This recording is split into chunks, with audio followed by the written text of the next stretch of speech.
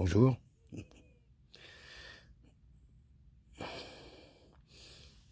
Parler de choses profondes, graves, en l'instant, parce que ça m'est venu comme ça, hein.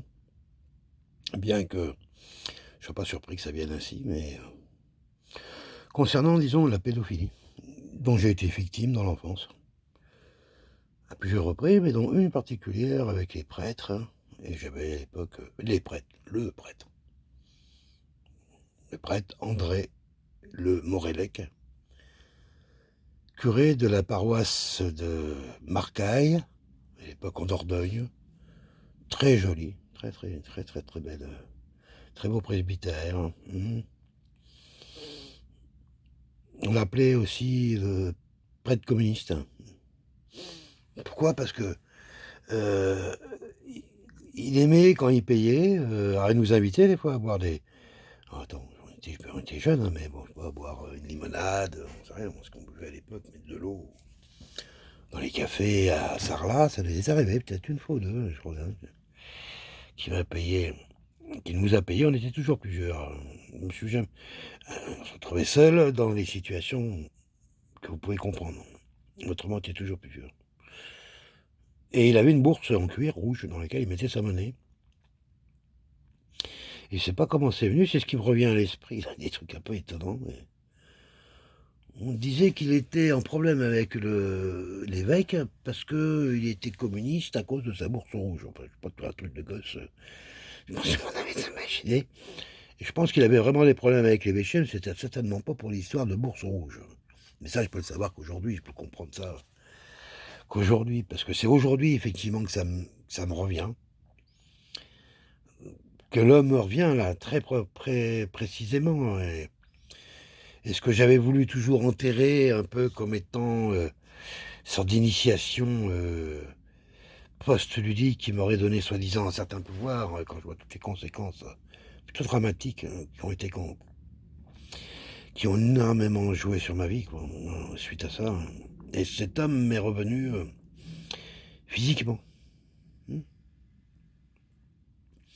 Et pas garantir que je n'y ressens aucun plaisir, aucune joie. Et heureusement, je reste dans l'état vibratoire de l'éphémère, parce que je pense que ça serait physiquement, ça se passerait tout à fait différemment. Et encore, je suis pas sûr.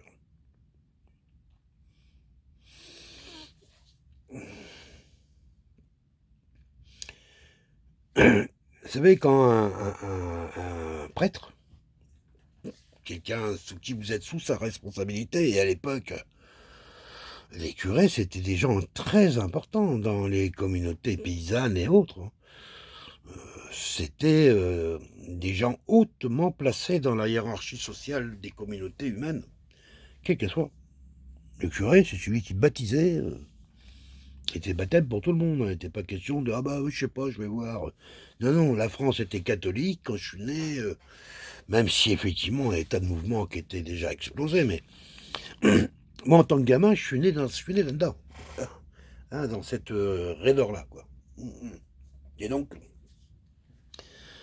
euh, j'ai été, hélas, du fait de l'incurie de mes parents, je me suis retrouvé avec toute ma famille, mes frères et sœurs, on s'est tous retrouvés disséminés aux 4 vents. Et je me suis retrouvé dans un foyer de curés, de sœurs, d'abord de bonnes sœurs, étant tout petit, mais vraiment tout petit. D'ailleurs, mes sœurs, ils sont allés aussi, mon frère peut-être pas, lui, je crois qu'il était chez sa grand-mère. Et, et autrement, on a fait des foyers de curés. Alors, quand je dis foyer de curé, oui, parce que le directeur était un prêtre, hein, c'était le prêtre Yves Le Moulinier, qui était aussi particulièrement, enfin tout ça, on me dit ça, général de gendarmerie à la retraite, pendant la guerre. Donc ça donne un profil quand même du bonhomme. Bon, les généraux de gendarmerie, on les voit mal pédophiles, hein, quand même. Hein.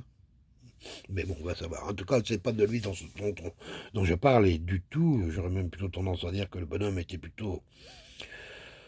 Moi, c'était le directeur du foyer, j'étais aussi le prêtre, c'est lui qui faisait la main, j'étais son enfant de cœur pendant depuis bien quelques années, hein.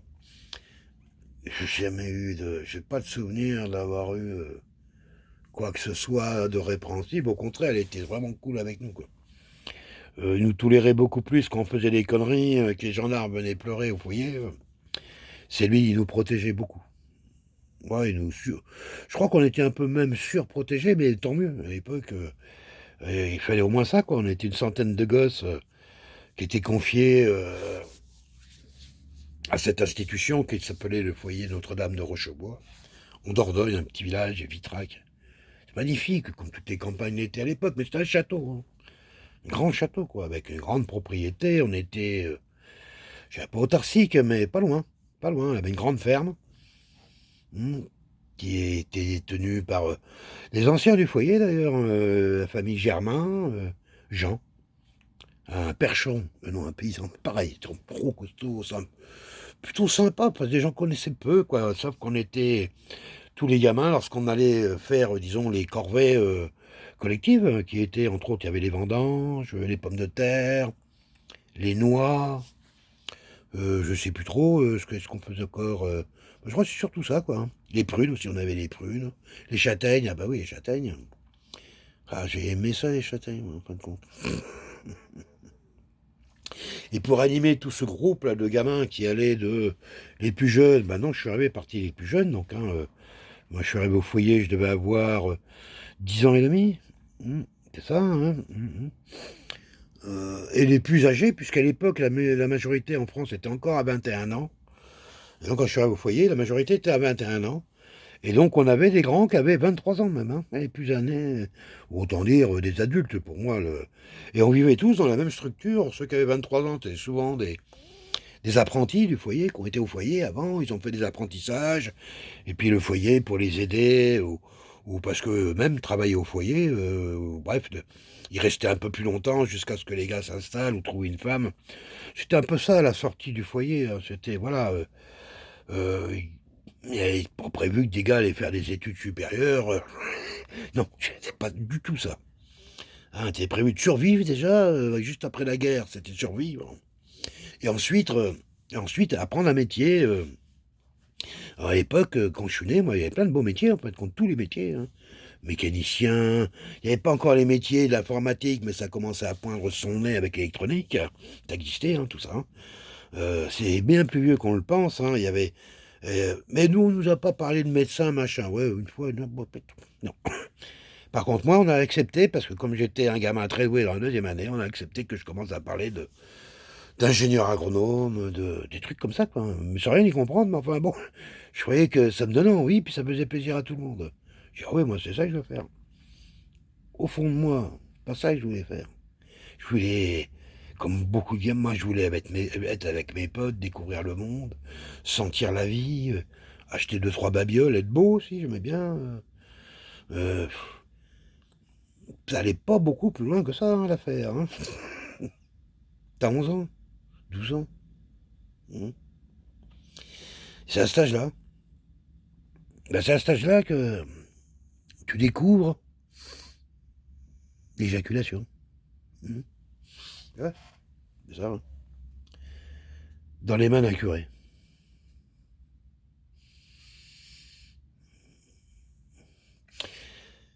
C'est un curé qui, dans le secret de sa confession de chaux, de son confessionnal qui était une de chaux, il me semble, je me rappelais, décapotable, où il a mis, je sais plus, je me rappelle plus trop, toi, comme quoi il y a encore du taf à faire, hein. Mais je me rappelle très bien où c'était entre la route de Montfort et donc le petit bled après, c'est la rue Gajac, je crois bien, une route qui longe la Dordogne, certainement une des plus belles vallées de France, hein. C'est vraiment très très beau, hein. J'invite n'importe qui, s'ils avaient un canoë, il faut faire ça en canoë, quoi, et longer toute cette... Bon bref, j'ai aimé la Dordogne, hein. Je vous allez voir pourquoi j'en parle aussi. Il a mis la main sur ma cuisse, il faisait chaud, il s'est arrêté un peu sur le bas de côté, je sais plus trop comment ça s'est passé. À l'époque, les garçons, on était tous avec des shorts, mais on était en uniforme, hein. Au foyer, on avait des numéros, on n'avait pas de nom. Moi, je m'appelais 38 ou 58. Je sais plus, mon frère tenait 38 et moi 58, tout le contraire. J'arrive plus à recaler aujourd'hui. Mais enfin, bon, moi, je devais être 38, je crois bien. Et il met la main sur mon genou, ça me gêne pas plus que ça, quoi. Et tout d'un coup, hop, ça rentre dans le froc, et, et il me regarde, je sais pas comment, et il me masturbe. Je sais pas, et je me laisse faire. Je me laisse faire. Et ça va vite, en plus. Je peux pas comprendre ce qui se passe, mais ça va très vite. Bah, ça va très vite. Et en même temps, c'est la première fois que je jouis, quoi.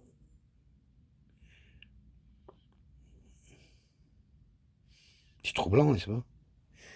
C'est très troublant. C'est souvent ça, l'église. La pédophilie de l'église, c'est rarement les viols de jeunes filles. Et c'est pas là que ça se passe. C'est les filles, c'est ailleurs, on sait où. Non, l'église, c'est les garçons. C'est un milieu de pédérastes. On éduque les hommes à pas se marier, à vivre entre eux. Obligé. Ça développe la pédérastie à fond les gamins, hein, ça c'est évident. Et toutes les déviances qui vont avec. Hein. Pédérastie, ça se dit pas, non. Homosexualité. Oh, pardon, moi, je suis un du vieux monde. Pédé, ça se disait quand maintenant, je sais bien qu'on n'a pas le droit de dire ça. Hein. On peut le penser, mais on n'a pas le droit de le dire. Moi, personnellement, je m'en fous. C'est pas de ça que je parle. On est bien d'accord. Hein. Je suis pas en train de parler d'homosexualité. Hein. Je suis en train de parler de viol d'enfants. C'est ça. Pendant longtemps, cette affaire, et puis c'est arrivé d'autres fois, et je pense que ça m'est arrivé quand j'étais beaucoup plus petit. Je sais, en train de travailler ça. J'ai des détails qui me disent que je ne comprends pas cette situation de là à là, et c'est pour ça que je vais travailler ça. Je parle, là j'avais autour de 4 ans, quoi.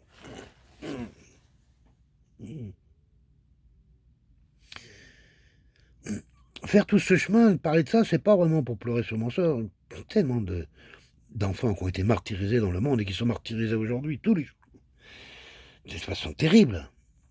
Et je pense que moi j'ai le devoir de faire la paix avec ça, de libérer cette énergie, au contraire, d'amener tout ce que j'ai de beau en moi, de l'amener là, de l'enrichir, de transmuter ça dans le beau, dans l'éternel, avec de la force. Mais il faut que je le voie, il faut l'éclairer, il faut le mettre dans la lumière, en pleine lumière.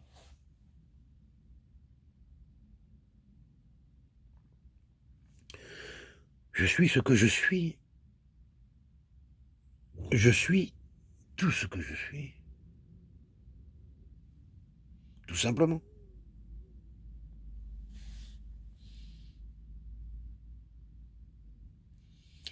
Si les pépés comme nous, on n'est pas en mesure de libérer aujourd'hui de façon claire, très claire, les violences que nous avons subies ou celles qu'on a fait subir aux autres, ce dont je me suis déjà exprimé plus d'une fois et que je serais certainement amené à me réexprimer encore, à utilité bien sûr. Il ne s'agit pas d'être devant un mur, non, c'est pas de ça qu'il s'agit. Il s'agit de libérer les carcans, libérer les chaînes lourdes, des poids incroyables qu'on pensait libérer. Je pensais jamais, moi, que ce curé-là, il viendrait encore me pourrir la vie à 63 piges. En physique, en chair. Je dois retrouver la paix par rapport à ça. Ben non, c'est peut-être pas ça. Ce qu'on me dit, c'est va plus loin, va, sois vrai. Va au bout des choses. Bon, après tout, à la limite, c'est quoi le chemin qu'il nous reste à faire là? On a compris que les techniciens du Nouveau Monde nous expliquent. Bon, bref. Et toi, intérieurement, c'est quoi? S'accomplir. Et moi, m'accomplir, c'est certainement pas d'acheter une voiture ou. Non, c'est bon, pas à notre âge. Hein, c'est la santé, être en santé. Belle santé d'un homme de mon âge, être en bonne santé le plus possible. C'est la base même pour aimer. C'est important. Quand le corps est malade, lorsqu'il est exsangue et surtout ignoré, l'amour a du mal à trouver tout son espace. L'amour a besoin du corps aussi. L'amour a besoin de l'harmonie en tout. Il harmonise tout. Il a besoin de ça. La santé est une voie d'amour. Une voie d'amour. Dans un monde comme le nôtre, où on passe le temps à nous empoisonner, c'est clair et net que rester en santé, ça montre une certaine grande lucidité et beaucoup d'amour.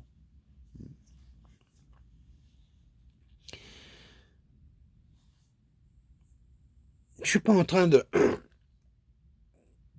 Je me dis où je vais avec ça, là. Je sais pas. Je sais même pas qui va écouter, on sait rien. Je sens que j'ai des choses à faire, j'ai envie de les manifester. Bon, ça me paraît clair. Là, pour le temps qui vient, là. Il- Ouvrir, préparer des voies où certainement beaucoup d'entre nous pourront certainement se poser afin de pouvoir mieux accueillir ce qu'on n'a pas spécialement voulu et qui vient à nous. Oui, c'est ça, s'alléger. Et c'est pas en m'allégeant, en vous chargeant vous, je n'accuse personne, je vais même plus loin que ça. Je remercie l'Église. Qu'on le veuille ou non, elle m'a appris beaucoup de choses. Elle m'a protégé, elle m'a... Oui, elle m'a protégé, pas de tous. Mais est-ce que vous connaissez une maman qui a protégé ses enfants de tout? On fait ce qu'on peut. Elle fait ce qu'elle a pu. À l'époque, elle était déjà elle-même dans la... Voilà, dans l'immense tourmente. Mais je ne veux pas associer le fait que des gens naturellement pédérastes aient choisi les voies de la formation religieuse, se sachant dans un terrain favorable pour rencontrer des gosses et prenant aucun risque judiciaire, voire même de représailles familiales, parce que ce qu'on peur le plus, les pédophiles, c'est de la colère des parents. Pas des juridictions, ils savent très bien que... Ben, repentez-vous mon frère, hein, c'est bien, voilà, c'est ça la justice, c'est ça la religion catholique. Tu peux être le pire des enculés, et tu te fais rédemption, et hop, grâce à la magie du truc... Mais alors pourquoi se priver? C'est pas une porte ouverte, ça. C'est pas un appel, même, à attirer les pires. Alors, ceux qui aimaient enculer les gosses, les garçons, c'est la religion. Ceux qui aimaient les petites filles, ils choisissaient l'éducation nationale ou le sport. Mais c'est du même principe. On ne devient pas tout d'un coup à 25 ans, ah tiens, je suis... Non, non, on le sait très jeune. Très jeune. Dès qu'on rencontre les autres. Par qui on est attiré ou qu'on a peur. Voilà. Alors, je me sens vouloir... Moi, je veux accuser personne. Ce que je veux dire, c'est... Il y avait ce curé André de Morellet qui était un homme parmi d'autres. Un curé qui était déviant, qui a dû en violer un paquet de gosses. Ouf. On ne sait rien. En plus, il est venu chez nous, au foyer, il a été, quoique, 3 ans, 2, 3 ans. D'ailleurs, le pire, ce que faisaient les évêchés, ils prenaient les prêtres qui posaient problème, et ils les déplaçaient ailleurs. Ce qui fait qu'à chaque fois, en fin de compte, à chaque fois, il leur remettait de la chair fraîche. Si encore les avait laissés sur place, peut-être qu'ils auraient laissé le temps un peu à l'environnement de dire, oula, il y a problème, parce que je sais, et j'ai honte, que des éducateurs, donc c'était plus les prêtres, hein, soupçonnés à l'époque, nous on ne l'a pas dit, mais ça a été par oui dire, ces états de fait. N'est-ce pas, monsieur Vergnol, de Belvès, Maurice Vergnol, habitant à Belvès? Vous êtes au courant, vous, de tout ça? Des saloperies qu'a fait ce prêtre? Je vous accuse pas, mais vous êtes au courant. Non. Je sais, vous avez essayé de nous joindre. Je suis toujours joignable, d'ailleurs. Par Internet, si jamais, parce que vous ne devrez pas être tout jeune, hein, si vous m'écoutez et que vous êtes là encore. On va être, voilà, vous avez quoi? Vous aurez quel âge vous allez avoir? 90? Ça va. Je m'occupe d'un homme qui a 90 ans tous les soirs. C'est bon. On peut... J'aimerais bien vous parler, hein. On sait jamais. On sait jamais. Si c'est le moment. Si mon message va être entendu, sera entendu. Voilà, je vais arrêter cette vidéo-là. C'est qu'un début, un commencement. Je vais voir où ça mène. Non, où ça mène. Mais voilà. Comme on disait à la confesse, je confesse rien du tout. Rien. J'éclaire, je m'éclaire. Je partage. Ouais, je partage. Je partage un grand morceau de la vie. comment je dirais, une brique qui m'a fait, qui peut peut-être permettre à d'autres de se dire que, bah, moi aussi j'en ai pris plein le cul ou plein la gueule, et c'est peut-être pour ça que ça n'a pas marché avec mes compagnes, que j'ai pris de la drogue, bu de l'alcool, me suis battu souvent, j'ai triché, pas fait confiance, j'ai douté, j'ai jamais cru à l'amour. Et oui, toutes ces choses-là, beaucoup qui... Parce que je sais, vous m'avez confié, vous mesdames, et je vous connais, beaucoup. Toutes ces immenses souffrances que vous avez subies. Pareillement.